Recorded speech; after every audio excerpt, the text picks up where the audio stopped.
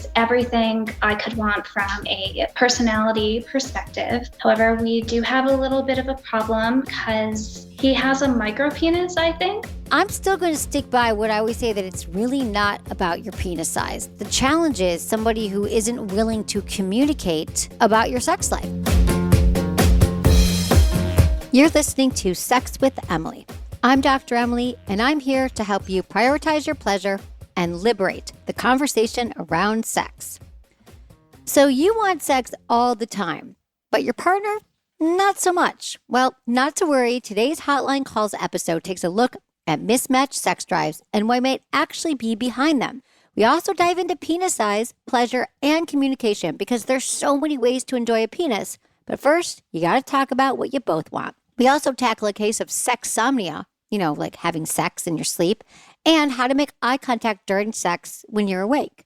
You're going to love today's episode, and I love talking to all of you. Please rate and review Sex with Emily wherever you listen to the show. Just do it right now. It takes you 2 seconds, and it really helps get the show out to more people and more sex-positive people like you who want to have better sex.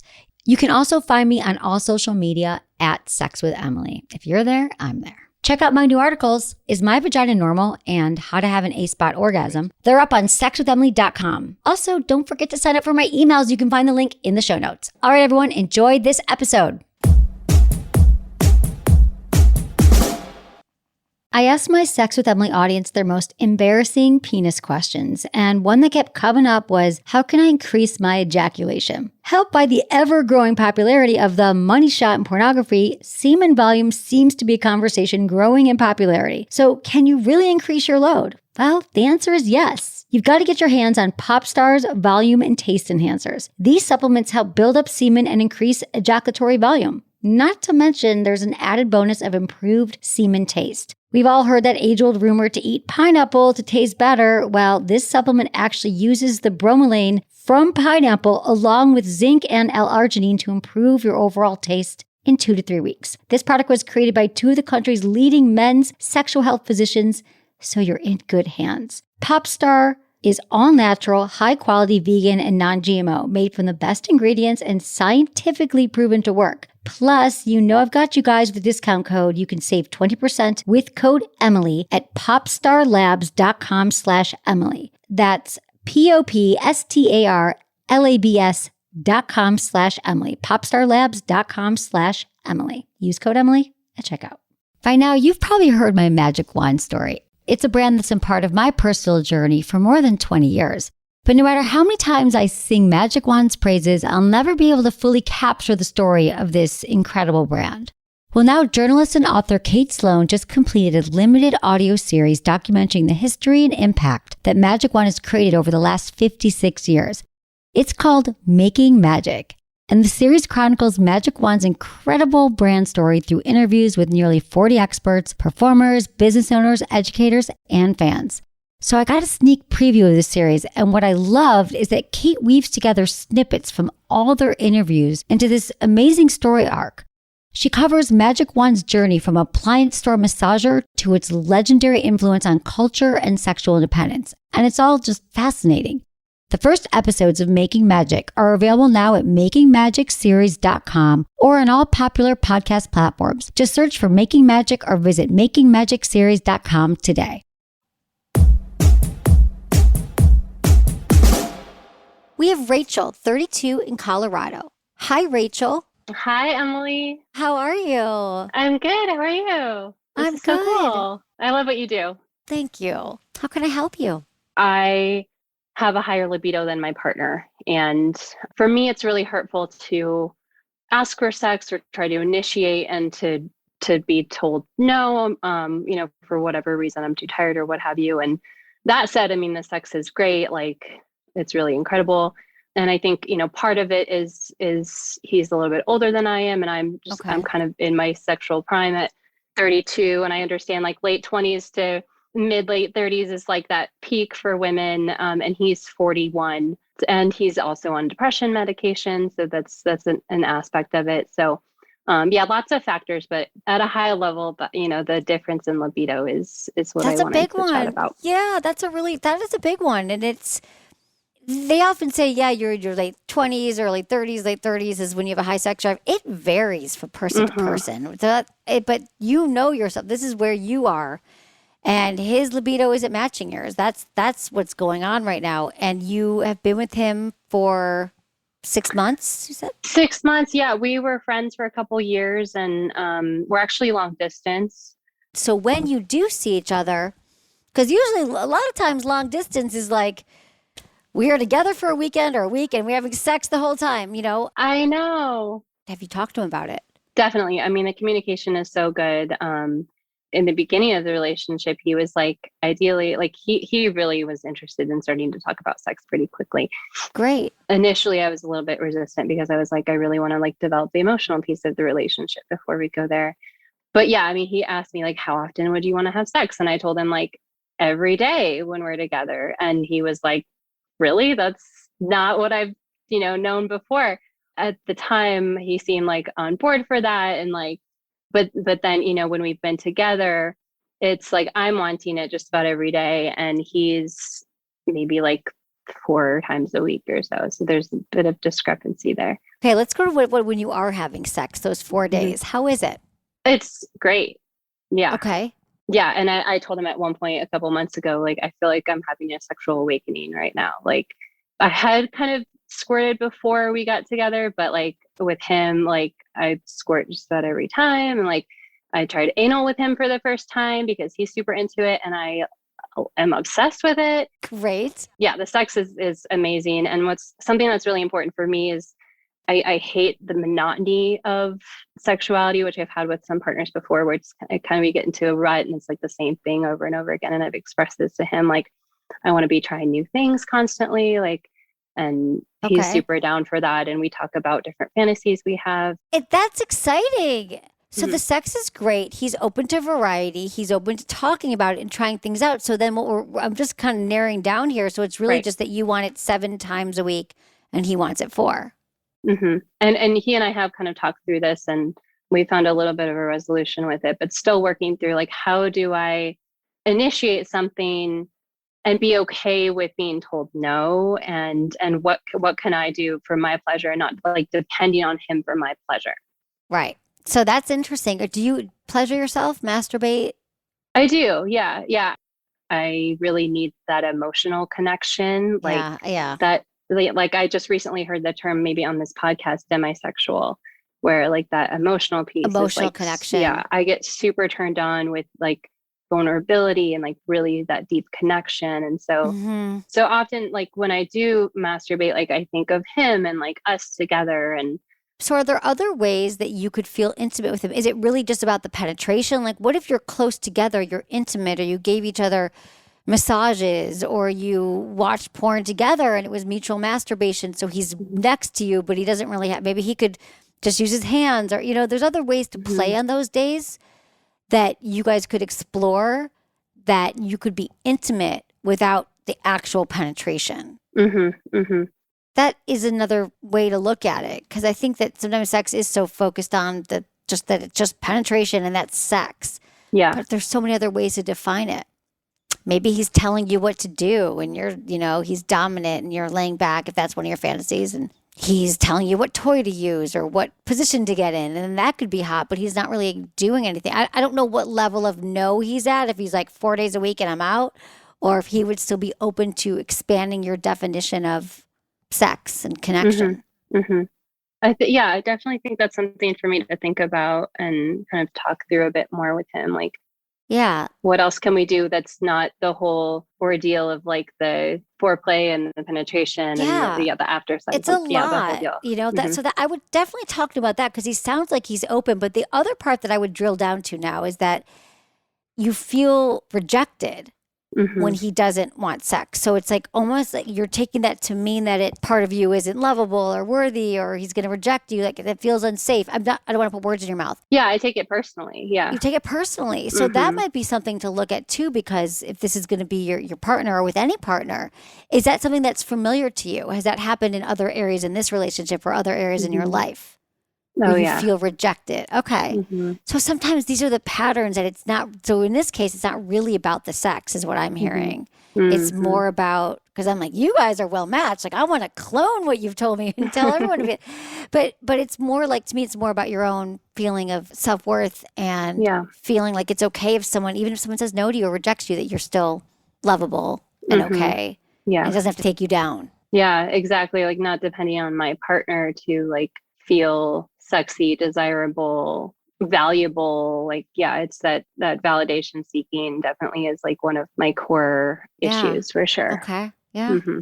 So I think that's what we're talking about. And so if it's comes up, usually it's, how we do one thing is how we do everything, they say. So Hmm. that's something that, and how do you do that? How do you realize that, saying it is great, like it, you're aware of it, but what are the baby steps that you could do? Like maybe if you feel that he doesn't want sex at some point, are there mantras you can have? Are there notes you can Mm. put up in your phone where like I'm lovable, I am this, I'm desirable, whatever work you do with it in other areas might help you in this place Hmm. because it's going to come up again. So not even just around the sex. So I think that's a good thing to know about yourself.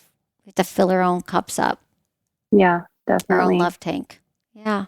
That's a heavy one, but I feel like you are in it with someone who seems like they would be willing to help you work on everything or Hmm. a lot of the things. Absolutely. I mean, yeah. So I'm in a master's program for mental health counseling, and he's Mm. trained in nonviolent communication. So yeah, Oh, I mean, the communication's like so good, but he also like he's just a very direct, like masculine communicator, and I tend to be more like emotionally charged, and so yeah, okay. we're kind of finding You're our gonna groove. sound well. You're gonna have some fun figuring this stuff out together too, because you're so well. He's in nonviolent communication, and you're studying mental health, and so yeah, this feels like it's not so binary. Like, should you stay or should you go about libido? It sounds like some other underlying things. Libido might Yeah. be a challenge, but at least you guys, I feel like, could have some healthy conversations around this that will really help you if you decide to Hmm.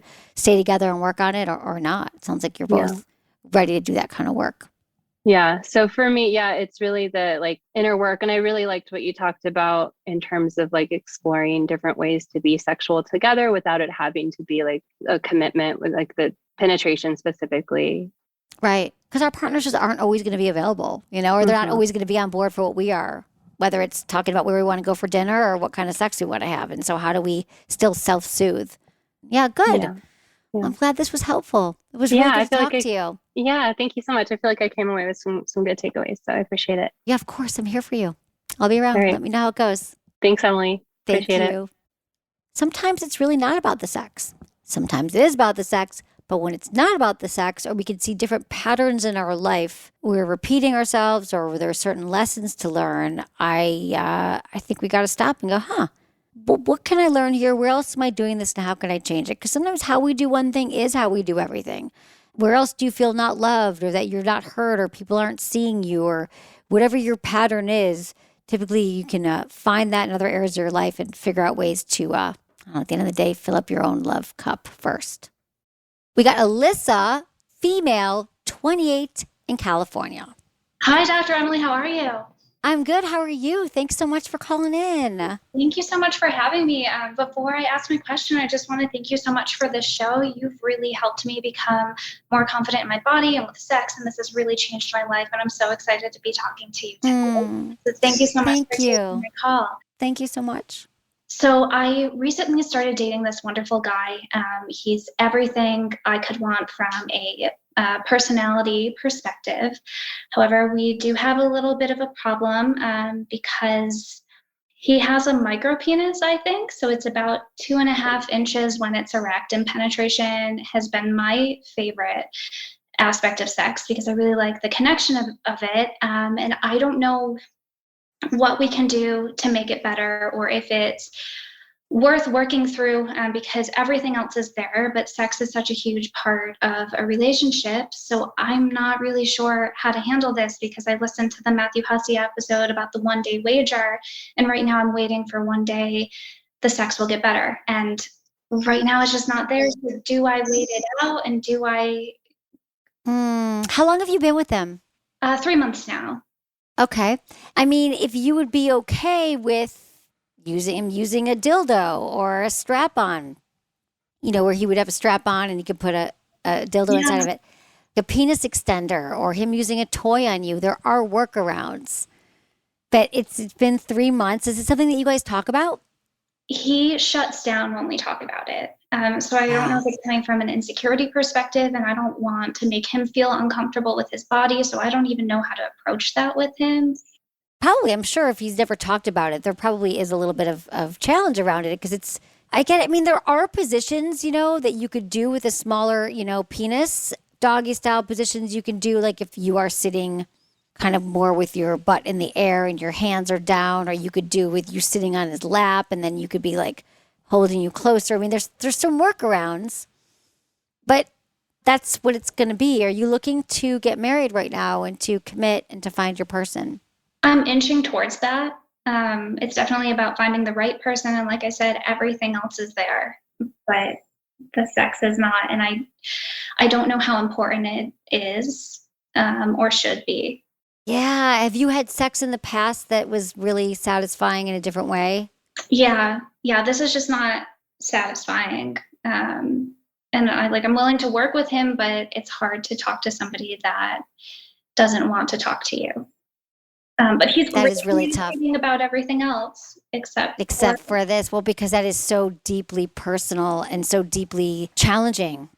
It's like his biggest probably nightmare and fear is to have to talk about his penis. So, because he probably doesn't have the experience talking about it either, right? Right. So just say, I think this is great, but these are some things that I would need. And I'm sure it's uncomfortable. I'm sure that no other woman has talked to him about it yet, but you listen to the podcast and you get it, how important it is. So you could choose to kind of practice with him and see what happens, just talking. Do you think that he kind of senses that you're not having as much pleasure as you could? I think so. But he's also not taking initiative to see how he can make it more pleasurable for me. Have you let him know or talk to him about it No, all? it's such a hard thing to talk about because it is an uncomfortable situation that I've never been in before. I don't Yes. know how much compromise.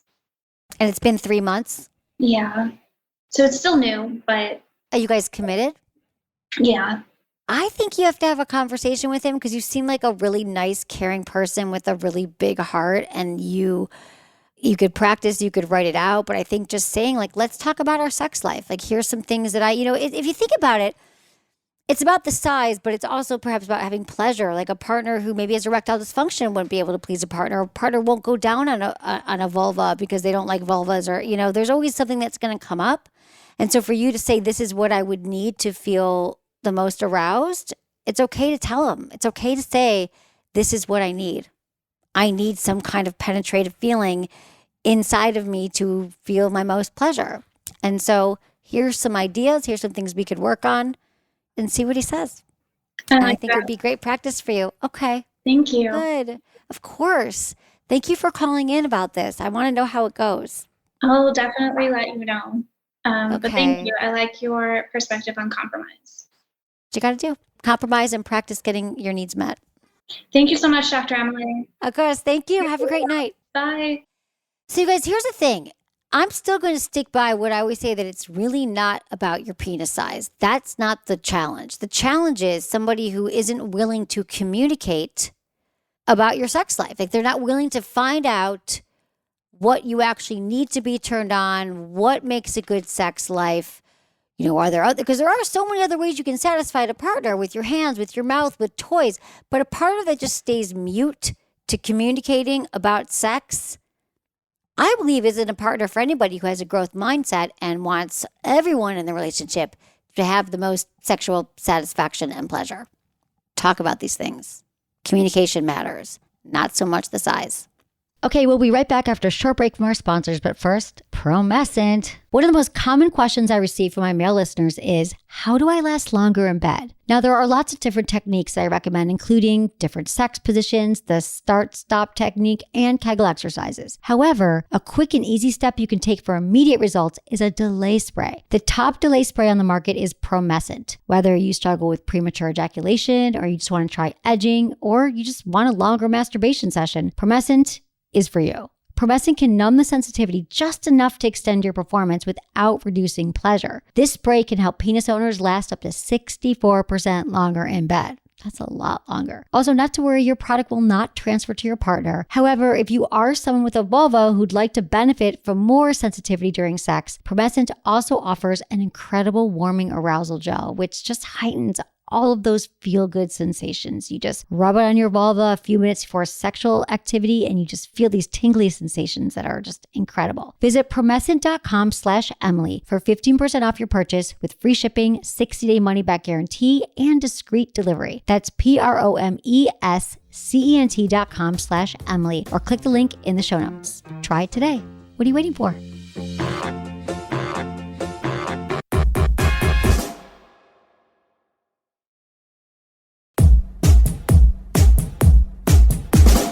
This is Daniel. He's a male. He's 31 in Texas. Hello. Hey, Daniel. My wife Natalie is here as well. Your wife? Yes, Natalie. Hi, Natalie. How you doing? All right. How can I help you? I don't know how long ago we learned that I have sexsomnia, where I basically have sex in my sleep. It's not really been that much of an issue. Like, I haven't done anything too weird. Okay. My wife was just wondering what could she do to either stop it or like it started off with, oh, you kissed me last night. And he didn't remember it. So I was like, oh, that's kind of funny. You were asleep. But then it turned into like, we were having sex for a good while. And then I was like, oh, wait a minute. You haven't talked to me in 5 minutes. Oh, okay. And so then it just feels kind of disconnected. And so how long have you been together? Since 2009. Okay, Yeah. so you've been together a while. And is this a new thing that's developed?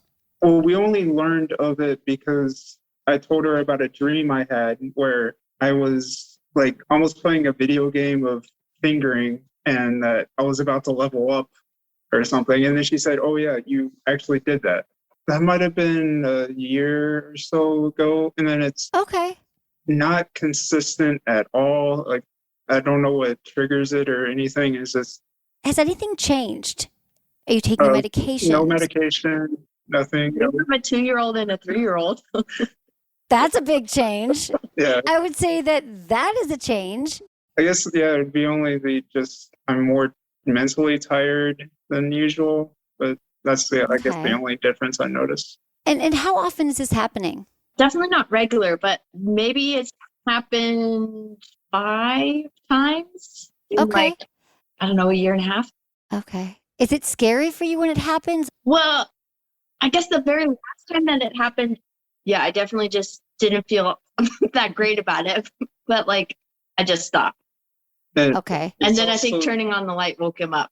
You know, you could see a sleep specialist because I think a sleep specialist might be able to help you with this more. You know, they do say you could take medications, but I just don't love taking medications Yeah, for I something don't that either. isn't. No, I don't like that either. So maybe you guys could establish some kind of code word, or you have your phone by the bed. You could flash a light in his face. You know, could you wake him up when it happens? You said that is there a shaking or Well, water? they I tried don't know. to That talk sounds to me awful. during, but nothing usually. Yeah, goes. the extent that I can think of in the moment is just, are you awake? And then no answer. Are you awake? No answer. So then I just stopped. These are the kind of things where if you went to see someone who specializes in sleep, you could start to document what was I eating that day? How many hours of sleep did I get? Was there anything else that happened? You know, and how's your sex life when you're not sleeping? It's getting a lot better since listening to your podcast. Oh, good. I'm Yeah. so glad to hear I that. haven't listened to as many. We started on a road trip. So Yeah. I've listened to, Oh. 6 hours? And then Oh my I- God, that's so many couples tell me that. They're we listened for 12 hours on a road trip. I'm like, great. It's like therapy in the car. Yep. That's fun. Natalie, how do you feel when this happens? Do you feel upset by it? Or are you really? I got to go back. I got to wake up the kids soon. How do you feel? Yeah, that last time really got me. It was weird. Replaying what had happened back to him, I realized, yeah, there were so many red flags, and it took me such a long time to figure out that something was not right. Well, you got woken up in the middle of the night, though. I think that if I got woken up, who would know in the middle of the night? You're sleeping, right? You were sleeping. It's not your fault that you didn't know. I wouldn't know. I Right. mean, when someone wakes me up, I don't know what I'm doing, right?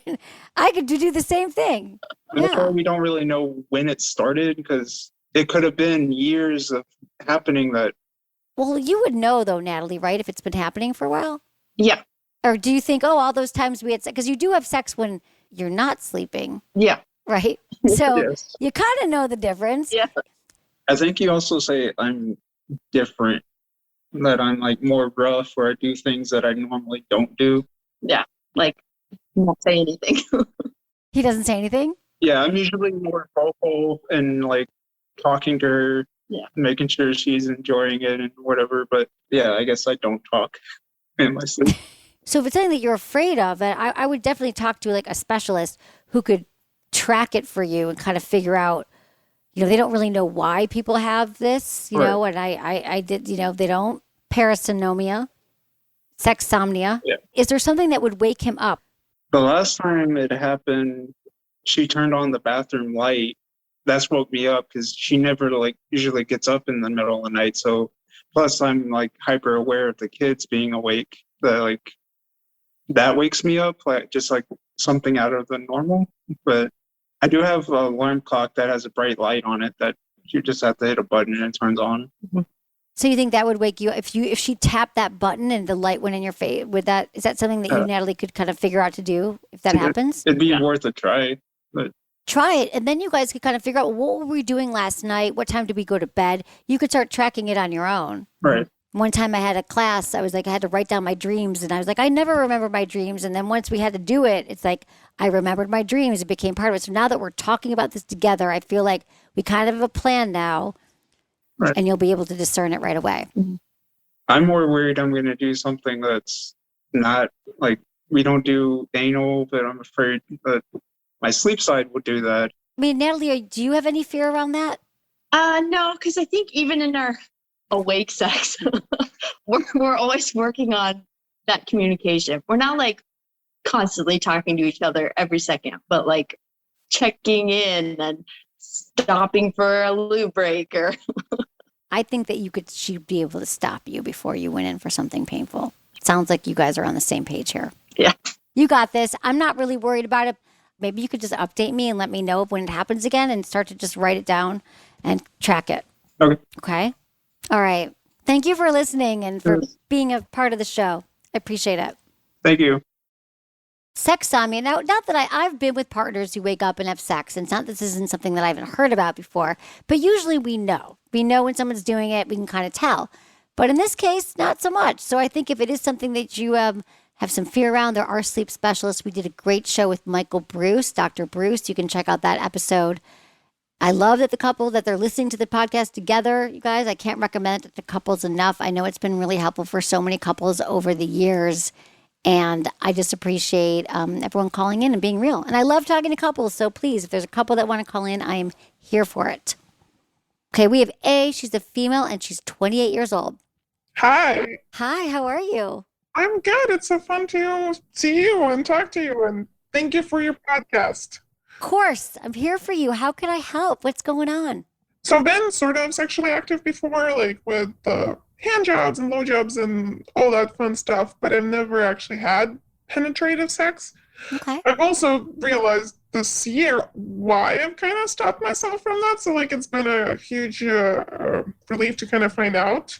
Okay. But I'm at this point where I'm kind of like, I want to have all of the experiences that sex gives, but I'm not sure how to kind of step over this doorstep because I feel as if I do have some experience, but also on this one point, I feel like I have no idea. And when I'm dating a guy and we're kind of hitting to that point, and I just don't know how to act or what to do without being stupid, but also I don't want to tell him like this whole backstory because I feel it's gonna kill the mood, and I also don't feel he needs to know. So how do I act myself without being too stupid and kind of uncomfortable? At age 28, I also feel a little bit like there's something wrong with me having not jumped over this one thing. Well, there's nothing wrong with you, but I can tell you that all day, and we have to all believe it ourselves. But I think it's great that you've been honoring your body and honoring what felt right to you at the time in your life that it's happened. So many people just have sex because they feel like I got to check it off the list, and I don't want to be seen as someone who hasn't had sex. And I think that there's nothing more empowering and powerful than a woman or any person who says, no, I'm not ready yet. And when I'm ready, I'll let you know. And now you're saying I'm ready. You don't have to do anything you don't want to do. You do not have to tell them that you haven't had penetrative sex before. But maybe you're thinking, well, they're going to know because something weird's going to happen. Well, here's another way to reframe it. I hate the term virginity. I think that it's just something that's like a holdover, like you give someone your virginity and you lose your virginity. What if it's your sexual debut? I'm coming out and you're invited to this party. So you are invited, even if this is just how you think about it. Like you are deciding that you are ready to have sex, and this person may or may not be lucky enough to be that person that gets to join you. It's like, I think that at 28, maybe you are, I don't know, we all think that it should have happened already, or all these people were having great sex. People might have had sex before, but it doesn't mean it was great, or it doesn't mean that there's all these things that they know that you don't know. So I think your perception of what it means to have already had a lot of sex, it looks different than you actually believe. What about, have you ever tried to put anything in, like your fingers inside of you? Have you felt that feeling of penetration or use a toy? Yes, I do. I not use the toy, actually. I did get my first after listening to your podcast this summer. Amazing. But I've used fingers, and Okay. I do like that. And I've had fingers used on me. But Okay. So what's your fear? Like, okay, if we walk through the wildest fear, like your biggest fears happen, what happens? Like, is it that you might have this reaction, but they didn't know it was your first time, or that they're yeah, going to be able to tell? if I don't tell the person and there is I'm either not doing fully what I'm supposed to, or they realize during the act that either they're probably going to run out or accuse me of something, like of misleading them, or and I've had like previously some people I've dated who like before like talking or knowing too much about each other, like they said like, oh, like, I would never want to go out and date a virgin or something like that. So have that Mm. being that is a bad thing. So you're already there, intimate with a person, and it's already like nerve-wracking. I suppose that the person that would react and say, oh, really? Or that's weird, that's strange, you'd be like, well, you just got your invitation taken away.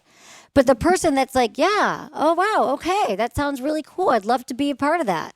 Mm-hmm. You know what it means? Like you had one person or a few people say something to you, like, I wouldn't want to be with a great. Well, then they're not your person. Do you know what I mean? I think this expectation that it's everyone thinks that, which we all do that. We hear something once and we're like, well, every person's going to think this about me. It's just not true.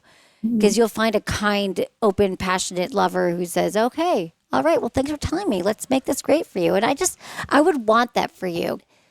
I want you to have a good experience, and I want you to be with someone who's honoring that experience for you rather than it. Because I still think that it's going to be something that's going to be a big deal for you. And maybe emotional, maybe not, but you don't want to have to not show up as your authentic full self during an experience that's for you. Mm-hmm. And that's why I would say I would try to at least find someone that is on the same page as you. Would you then talk to them about this, like when you're making out and it's sort of leading to something, or a conversation beforehand? It depends on the person. I think it's always great to talk about it beforehand, but I do feel that you are having these situations with people where you think it's going to be more of a one-off experience and not someone that you are. Like I'd love to date someone and maybe like have sex and see where you're going, but I'm not opposed to somebody like if I have a It great. feels good in the moment. Yeah. Yes, exactly, because I did realize, oh, I'm ready. There's going to be a lot of people around who are going to want to be with you. And I think just if you could just have that moment where I'd like to, maybe I'll see this person twice. Like make sure that you want to see them again. And then before you see them again, yeah, it could be when you're making out. It could be when you know you're going to see them again and just say something. But be the generation that talks about it, that normalizes sex conversations, and just say, hey, I want you to know I had a great time on our date or whatever. It was so hot making out with you. I keep thinking about it. And, I think I'm ready to have sex or, Mm-hmm. But I think you're going to know. These are all great questions, but I just want you to take away the shame that you owe an apology and that there's anything wrong with you. And then I think you're going to know what to do in the moment. Mm-hmm. Thank you so much. Oh my God. Thank you. Bye. I got you. Have a good night. Bye. All right, guys. can we just take the pressure off of ourselves to be something that we're not sexually, and that everyone's going to be judging us or thinking that we should be something else and show up in a different way? I don't know how to emphasize this enough to you guys, and to let you know that the more we show up in our most empowered selves and advocating for ourselves, the more likely we are to find partners that are on board with our pleasure and our satisfaction. And I think that what we worry is going to happen, like, it's never what's going to happen. It's just, I think that we're all still living as like scared little fifth graders that people are going to tease us like they did in fifth grade or something. And we are adults, and we're making adult decisions with people who hopefully can kind of handle our emotions and be there and show up for us. And just think about it. Like, don't you want to be having sex with someone that you would want to be your friend as well? Like someone you can rely on if something goes wrong, or, if you're having an emotional challenge or you need help with something, or just be kind. Be with good people. Like, a good person and a kind person is going to cherish and honor your decision to become a sexual being when you're ready, and not when the rest of society thought you were ready. And I think that is a huge act of strength and independence. And it's sexy. Okay, we have Tatiana. She's a female and she's 19 years old. Hi. So tell me what's going on. The question was about eye contact during sex. And that is a big thing for me. Okay. It's so intimate to make eye contact with another person, especially in a really vulnerable moment when you're having sex. So just know that you are not alone. I don't know how much sex, you're 19, so it's not like you've been having sex for years and years. No, this is my first. Okay. And so is it something that you noticed you can't do it, or did your partner bring up, like, why aren't you making eye contact? No, he never brought it up. I noticed it. I'm very self-aware, so I noticed everything that's going on. And I was like, I'm so in love with him, and I don't have any other confidence issues with anything. I can stare at him in any other moment that we're together, but it's just during that specific moment where I look at him, but when I do and we lock eyes, I kind of just get a little like nervous, and I'm like, okay, and I kind of lose my confidence for a second. Okay. So, Do you ever make eye contact with him outside the bedroom? oh yeah, all the time. Okay. Like we're very, yeah. Yeah. How long have you been with him? Almost 2 years, I think, or Oh, something that's a like long that. time. Okay. So you feel safe with him. He's your guy Oh, right yes. now. Have you ever let him know that this is something that you feel nervous about?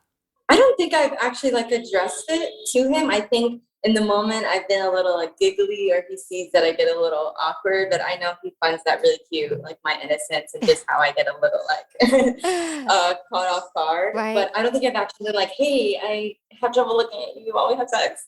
So what happens? Do you know what's happening? If we can take you back for a moment. Do you know what's happening in the moment? I think it's more of like I just want to see how he looks and how he feels in the moment. And then I'm also like, uh-oh, I hope it's not awkward. I want to see if he's just kind of to check up or see how he's feeling. And then sometimes I get a little just And then he looks scared. back at you. Maybe sometimes he doesn't. Yes. Yeah. Oh no, he does.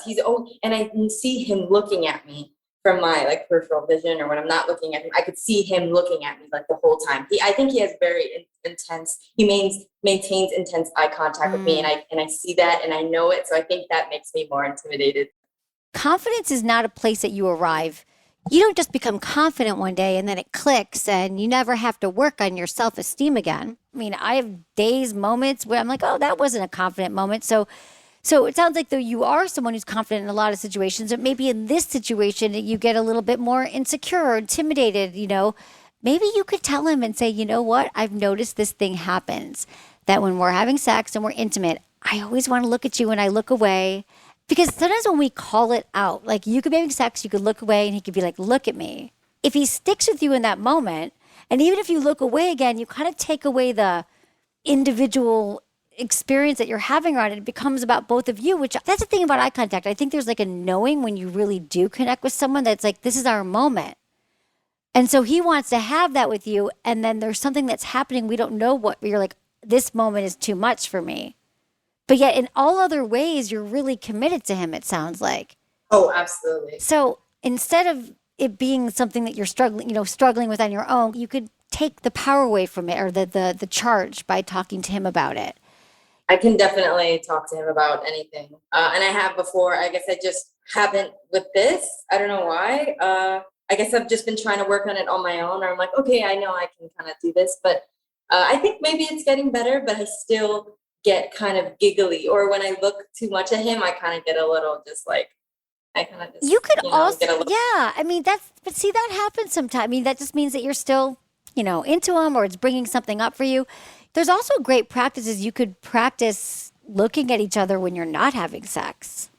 Like I've even done, group trainings where you had to like turn towards someone next to you in the room and you had to stare into their eyes for like 5 minutes or something, or 3. And it was like, Oh, wow. and then I turned and it's uncomfortable at first, but you just keep going because that's our exercise. And there's actually some intimacy experiences for couples that say like to just sit on the bed or wherever, sit on the couch and just turn towards each other and just say, let's try to stare into each other's eyes for a minute or two. And even if you giggle then, you'll start to kind of build up your eye contact resistance. Absolutely. Yeah. Yeah. I definitely should do that more. Yeah. Cause I don't think I've really focused on it except for at that moment. So yeah, I'll definitely mention it to him. I don't know why I haven't before. Whenever I kind of let my guard down or I feel a little intimidated, then it kind of interferes with the act and being in the moment. And then I get a little shy, and then it kind of leads to me getting awkward verbally. So I won't be as verbal as I want to. Okay. During sex, you mean? Yes. What you believe, Tatiana, is if you're looking at him in a way that's confident, then you'll be able to ask for what you want more efficiently, or be talked dirty, or is that what you're saying? Yeah, I think that's what I'm feeling. I think I need to, in order to kind of figure it out, I need to start with the eye contact and be able, and then also the other thing is that I will have the eye contact for a moment. And then when I'm being verbal during sex, I can't do both of those at the same time. But that's okay. I think you have a lot of expectations on yourself. That is a practice for two also. I don't know. And you say that he's staring at you the whole time, but how do you know? Is he really like, there's ways to look like you're looking, or maybe he's looking above. You're not looking at him, so you don't know. Maybe he's looking over your head, but you think he's looking at you. We don't know. Yeah, that is true. Exactly. So that's a lot to be thinking about in the moment. Like, am I looking at him? Am I saying the right word? So I would first take the pressure off yourself and just kind of experiment in little small ways of seeing, could you actually be talking to him during sex without the eye contact? Could you do the eye contact and maybe not talk, and then just kind of start to play with them? You'll move past this. No, absolutely. I just think it's all practice. It's either by yourself or communicating with him. Mm-hmm. That's what I feel for absolutely. you, Tatiana. I feel good about this. I feel that way too. Yes. Oh, thank you. so much for calling in. I appreciate it. And thanks for getting in touch. Yeah, absolutely. Thank you so much for allowing me to talk. And I love all your posts. I was like, let me do this. I want to do this for myself and just to be confident, even to do something like this and talk about sex, because that's also something I'm getting used to. Yes, exactly. Well, this was very brave, and also it helps so many other people. So you did a great service today for yourself and others. Thank you so much. Bye. Thank you. Bye. A lot of the stuff that we are worried about and that we have so much fear around trying with our partner or saying to our partner gets a whole lot easier when we just have the confidence to have these little mini conversations. I think that maybe you could check yourself now and say, am I imagining this being a huge 3-hour conversation? Maybe it's a 10-minute start to a conversation. But I promise you, the more that we put power behind these things and communicate with our partners about the little things, it's going to make the big things a whole lot easier. And then we get practice. Every time we do it, it gets easier, and we have practice, and that's only going to help us have stronger, more intimate relationships.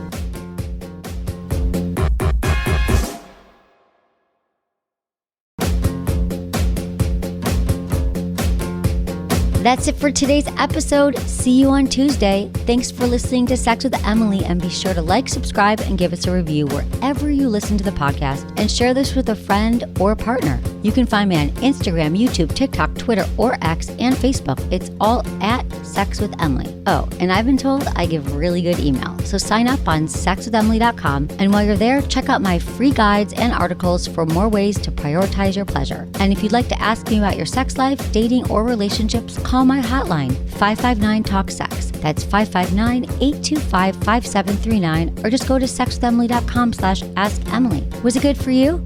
Email me, feedback@sexwithemily.com.